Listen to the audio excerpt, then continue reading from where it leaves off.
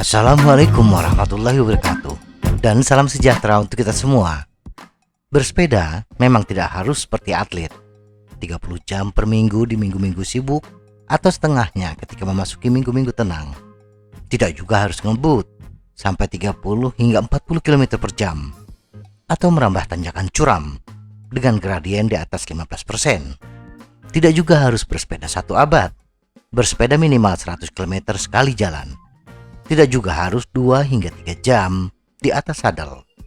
Bersepeda yang terbaik adalah sesuai dengan kemampuan dan kebutuhan kita.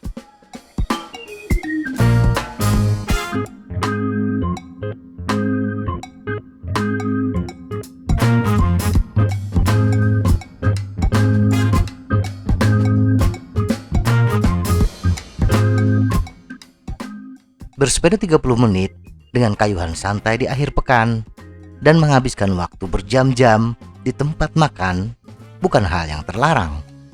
Semua orang memiliki tujuannya masing-masing. Ada yang bersepeda hanya untuk pertemanan, berkumpul bersama teman setelah disibukkan dengan aktivitas rutin. Ada yang bersepeda demi mendapatkan tubuh yang bugar sekaligus menurunkan berat badan. Dan juga tidak menjadi hal yang tabu bersepeda berjam-jam, beratus-ratus kilometer, sebagaimana sering dilakukan oleh pesepeda antusias. Dan memang tugasnya untuk berlatih bersepeda 5 hari dalam seminggu bagi pesepeda kompetitif. Tetapi ada hal yang sama dari semua jenis pesepeda ini. Mereka ingin aktivitas bersepeda adalah aktivitas yang menyenangkan, tidak membuat badan pegal-pegal setelah bersepeda, yang sering mengganggu aktivitas rutin keesokan harinya, atau mengalami cedera yang sering dialami oleh pesepeda antusias dan kompetitif. Bagi pesepeda yang bertujuan untuk bersosialisasi atau bagi mereka yang bersepeda untuk kebugaran, penting untuk memperhatikan bagaimana caranya mengayuh sepeda.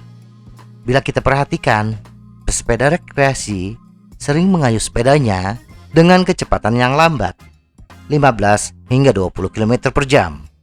Tidak masalah kecepatan sepeda lambat, tetapi yang sering terjadi adalah putaran pedal pun juga lambat. Disinilah titik masalah. Kenapa pesepeda sering merasakan pegal setelah bersepeda? Bersepeda dengan kayuhan yang lambat, apalagi bila kecepatan sepedanya sedikit cepat, yang diandalkan adalah gear ratio yang besar. Gear ratio besar membutuhkan lebih banyak gaya torsi ketika mengayuh sepeda. Mengandalkan gaya torsi inilah yang membuat otot sering mengalami kelelahan. Tak jarang saya melihat pesepeda mengayuh sepedanya dengan menggunakan top gear ratio. Bila pesepeda menggunakan chainring 36T dan pilihan sprocket belakang 11T dan kecepatan sepeda 15 hingga 20 km per jam, maka cadence yang dibutuhkannya berkisar antara 36 hingga 47 rpm. Cadence yang rendah ini akan memaksa tubuh mengandalkan sistem anaerobik untuk menghasilkan energi. Sistem anaerobik dengan residu metabolisme berupa asam laktat akan menyebabkan rasa pegal di bagian kaki. Nah, agar setelah bersepeda kita tidak terlalu pegal, maka kita harus mengupayakan tubuh menggunakan sistem aerobik untuk menghasilkan energi. Caranya adalah dengan memutar pedal antara 70 hingga 80 rpm. Tidak masalah kecepatan sepeda lambat, tetap berkisar antara 15 hingga 20 km per jam. Tetapi cadence harus 70 sampai 80 rpm. Cara agar putaran bisa tetap ideal adalah dengan mengatur giring sepeda lebih rendah. Bila kita menggunakan chainring 36T, maka upayakan pilihan sprocket terbesar antara 16T hingga 22T untuk 70 rpm atau 19T hingga 25T untuk 80 rpm. Mungkin sebagian kita menduga dengan putaran pedal yang tinggi justru membuat kita lebih capek. Ia akan lebih capek bila kita menaikkan cadence tanpa menurunkan gear ratio.